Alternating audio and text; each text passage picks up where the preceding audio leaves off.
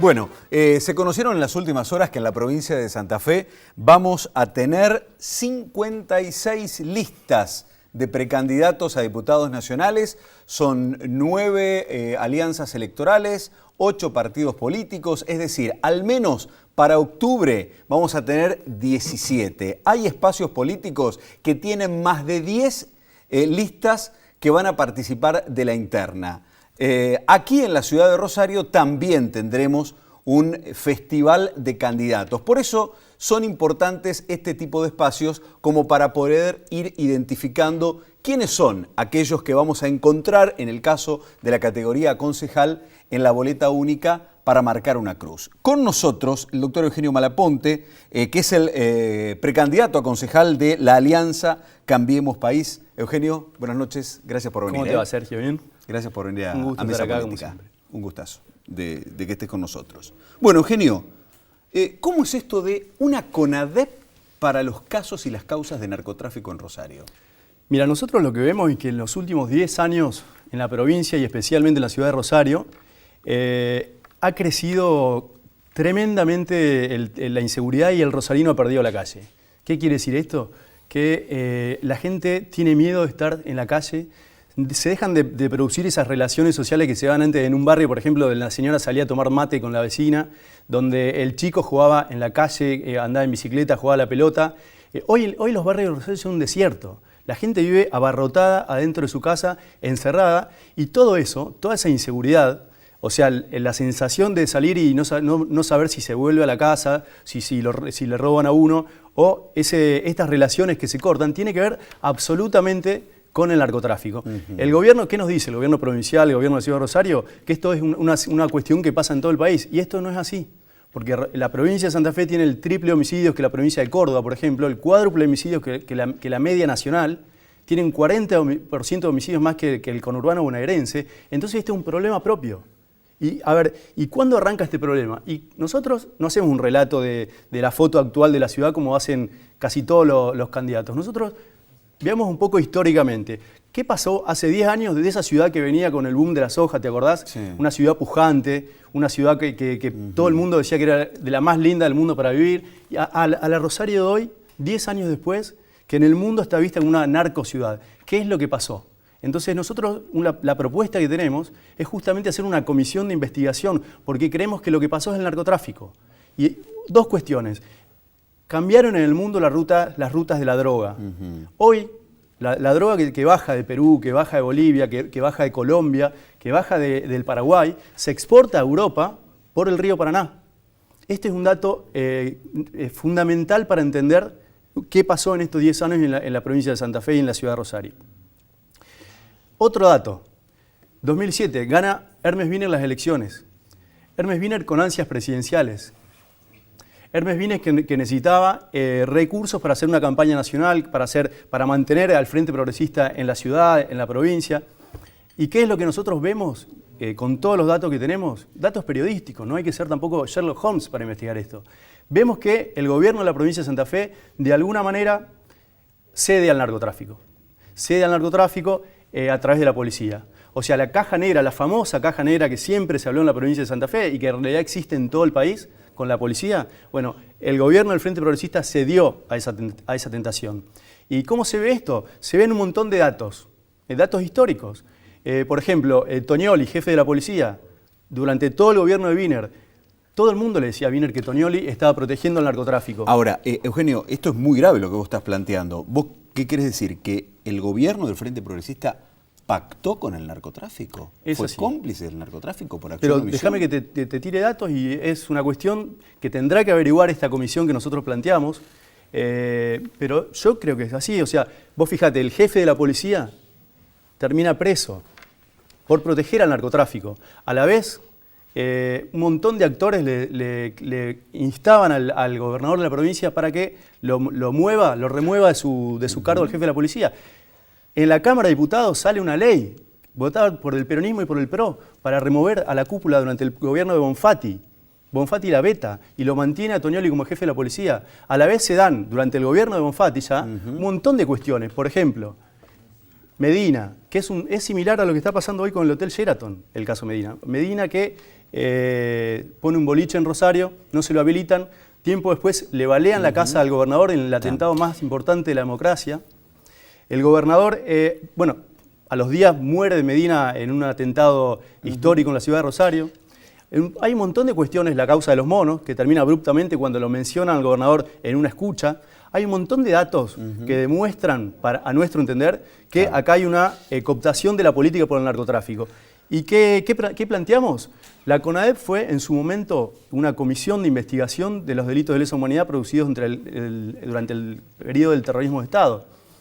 Una comisión ejemplar en el mundo, que fue avalada por Raúl Alfonsín, pero fue presidida por el maestro Sábato. Una comisión que le dio fundamento a los juicios de la Junta que vinieron después. Nosotros entendemos en la ciudad de Rosario que estamos viviendo un drama social que es el drama de la inseguridad, que nos está afectando no solamente en el aspecto físico, sino también en el aspecto social. Esto que te comentaba antes de todas las relaciones que se cortan en la ciudad de Rosario porque uno ha perdido el espacio público. ¿Por qué hacerla desde el Consejo Municipal de Rosario? Porque entendemos que la ciudad tiene que dar este paso y resolver este problema.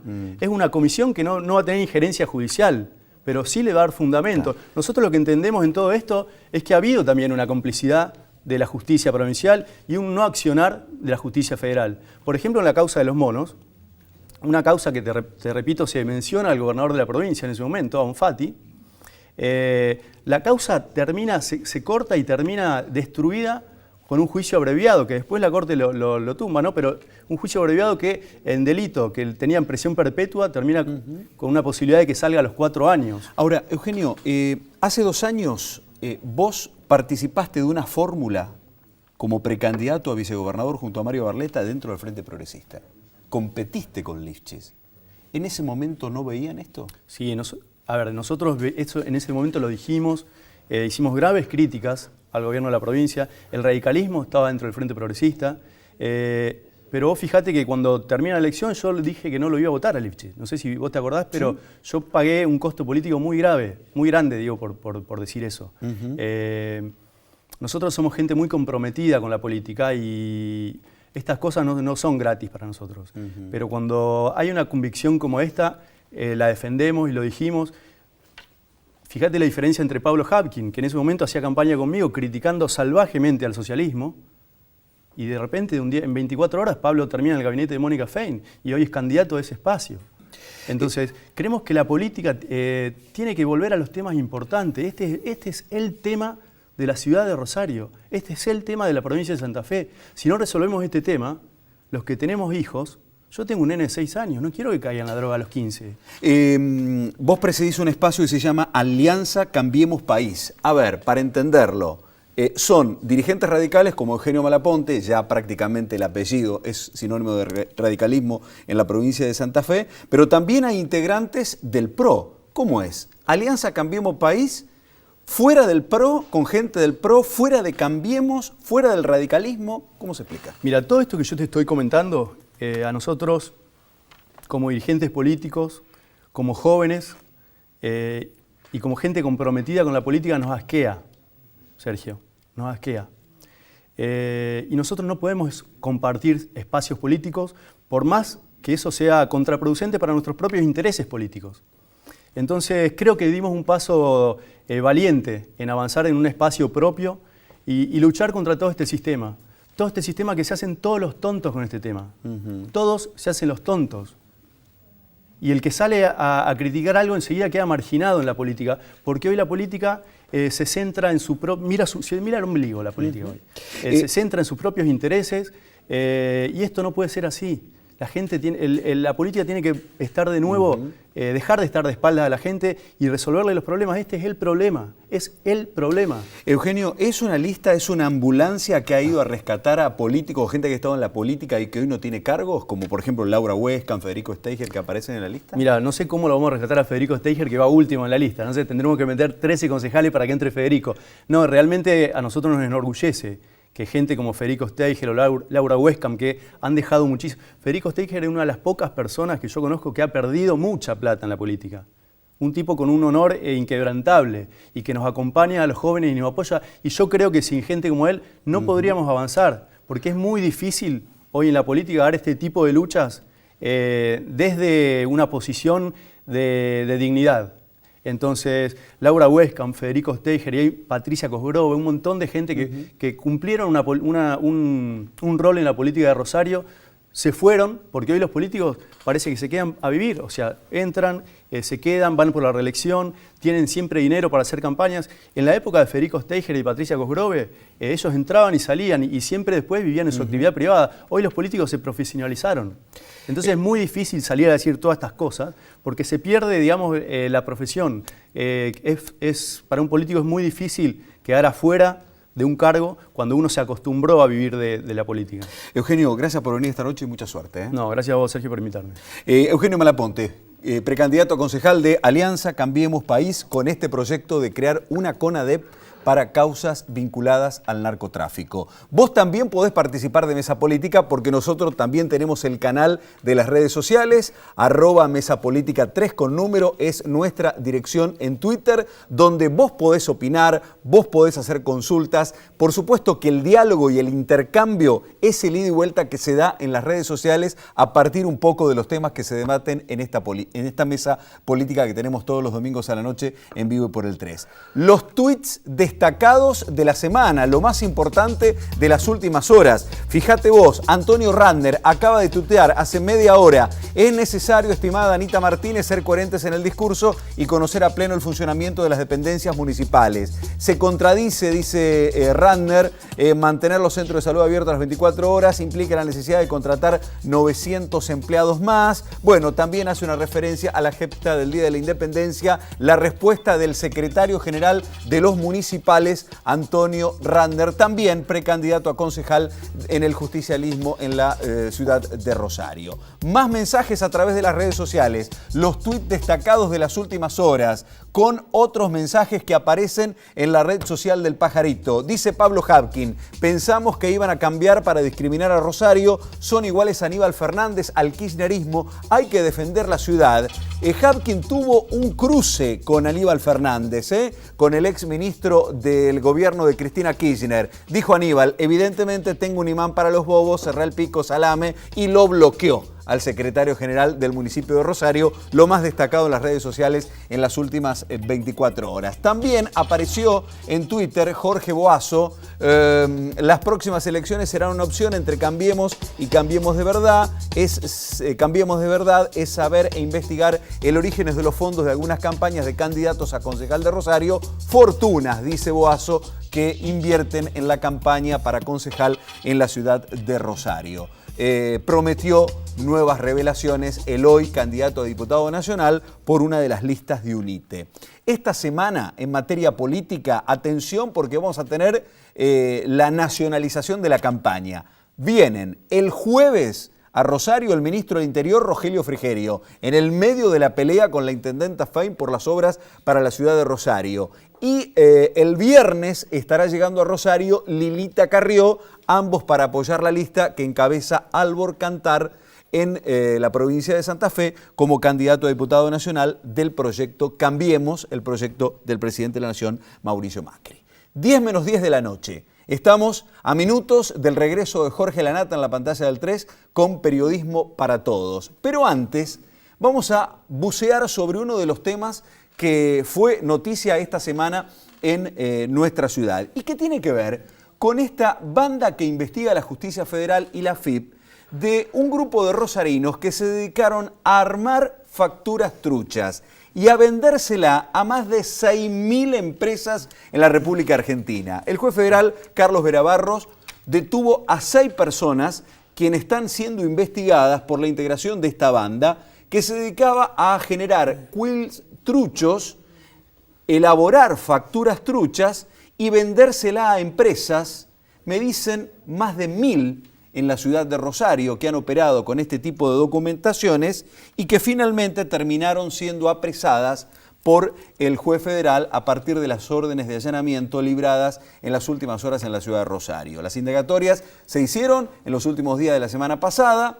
Todos han quedado detenidos a disposición de la justicia. Está con nosotros hoy el doctor Cristian Scoponi, que es el director del Centro de Estudios de Derecho Penal Tributario de la Universidad Católica Argentina. Cristian, buenas noches. Gracias por venir a Mesa Política. No, al contrario, buenas noches y gracias por la invitación. A ver, ¿cómo este sistema, cómo funciona el sistema de las facturas truchas? Bien. ¿Para qué sirven? Mira, el sistema, o sea, primero cómo funciona el sistema, es decir, la creación de un quit, se decía que operaban con 72 quit más o menos. Esto obviamente que supone un paso previo que es la constitución formal a través de los estatutos, contratos sociales, inscripciones respectivas de empresas, luego la inscripción obviamente en la Administración Federal de Ingresos Públicos y a partir de allí la elaboración de facturas, ya sea electrónicas, como se ha hablado bastante de las electrónicas, o bien facturas en formato papel. Digamos, el medio en estos casos es bastante indiferente.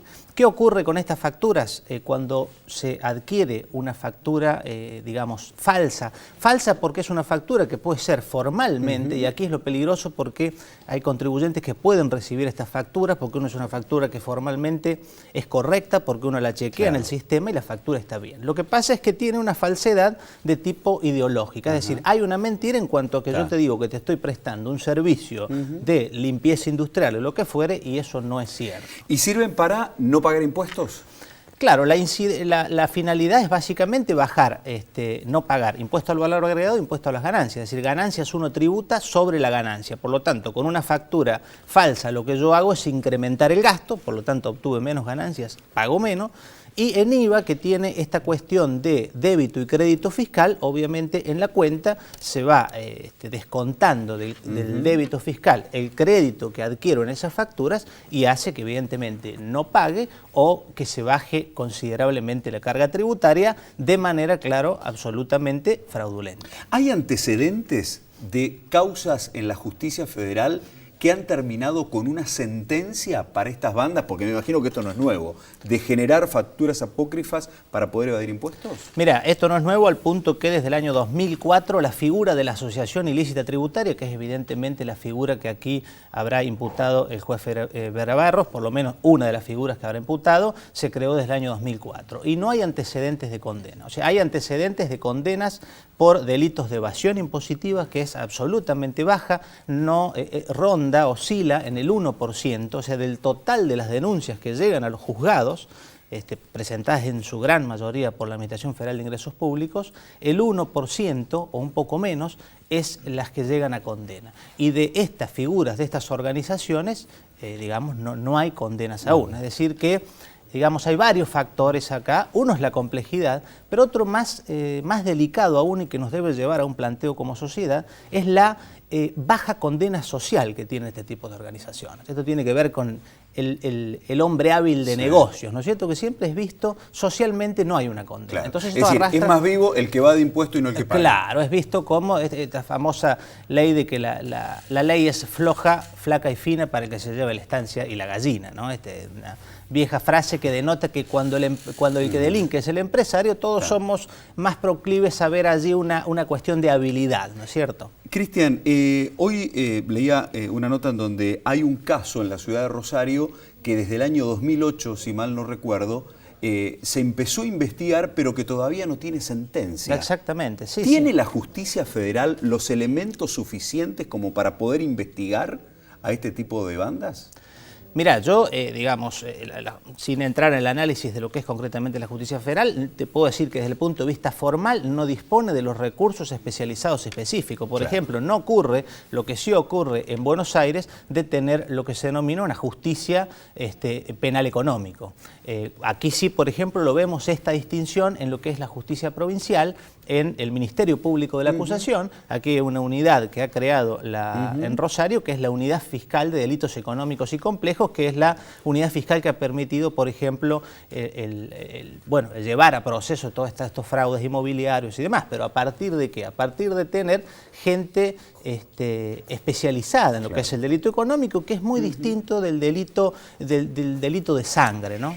El hecho de que la FIP sea una de las demandantes, que se presente como querellante ante la causa, ¿esto puede revertir los antecedentes que hay?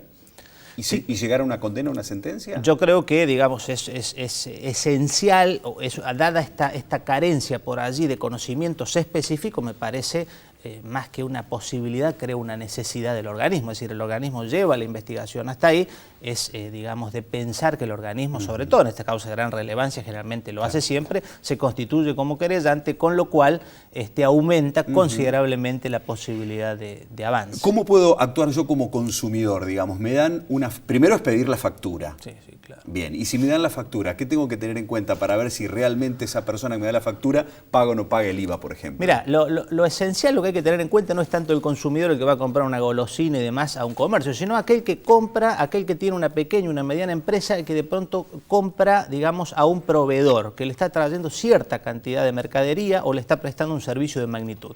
En ese caso, que esos son las 2.200 empresas rosarinas que habrían recibido estas facturas, hay que tener cuidado porque no alcanza con el control formal. Es decir, el consejo hay que ir un poco más allá de eso y, por ejemplo, si estoy comprando un producto que está industrializado en determinado lugar, ir hacia el lugar y ver que efectivamente eso se esté fabricando ahí. Claro. Porque si no puedo estar formalmente ante una factura que no reviste la realidad de lo que realmente ocurre detrás. Y ese es el problema que tienen estas empresas, que de hecho ya hay varias consultas en la ciudad por empresas que han recibido este tipo de facturas y hoy por hoy quizás hasta involuntariamente se encuentran en una problemática bastante compleja. Bien, ¿qué condena le cabe si se comprueba estas denuncias que está investigando la Justicia Federal para un integrante de una banda de estas características? Para el integrante es de 3 años y 6 meses a 10 años de prisión y en este caso que aparentemente son los organizadores, porque los jefes organizadores, se incrementa el mínimo, es decir, la escala penal quedaría de 5 a 10 años. Esa sería la escala penal en la expectativa sin perjuicio de lo que ocurra con las personas que han comprado estas facturas, que también tendrán su eventual causa penal tributaria. Cristian, gracias por venir esta noche. No, al contrario, gracias a vos por la invitación. El doctor Cristian Scoponi, que es el responsable del Centro de Estudios de Investigaciones en el Derecho Penal Tributario, dependiente de la Universidad Católica Argentina. Estamos a minutos de las 10 de la noche ante el regreso de Periodismo para Todo con Jorge Lanata en la pantalla del 3. Nos vamos con una semana en donde hay cuestiones a resolver todavía y ver fundamentalmente la causa penal que investiga la Justicia Federal en lo que es la causa de facturas truchas.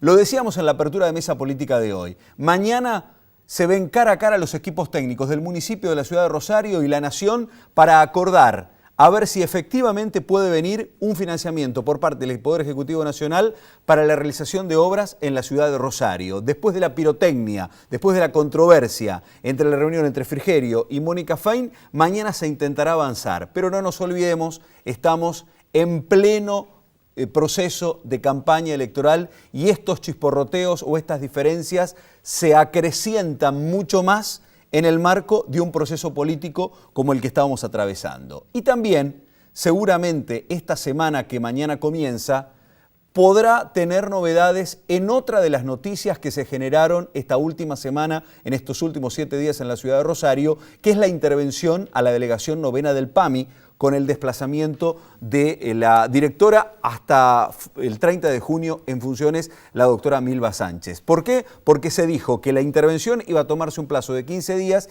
y seguramente sobre el filo de la semana entrante o quizá ya a partir de la semana siguiente tendremos alguna novedad en cuanto a las investigaciones que se están realizando y por qué se intervino la delegación novena de calle San Lorenzo al 900. Sin lugar a dudas, una semana cargada de política, cargada de informaciones aquí en la ciudad de Rosario. Claro que la convocatoria está hecha para la mesa política el próximo domingo, como siempre, en vivo en la pantalla del 3, prácticamente ya a menos de un mes de las primarias en la ciudad de Rosario, en la provincia de Santa Fe, donde elegiremos los que serán candidatos a concejales y a diputados nacionales. Gracias por la compañía, se quedan con nosotros, ya viene Jorge Lanata con Periodismo para Todos. Buenas noches.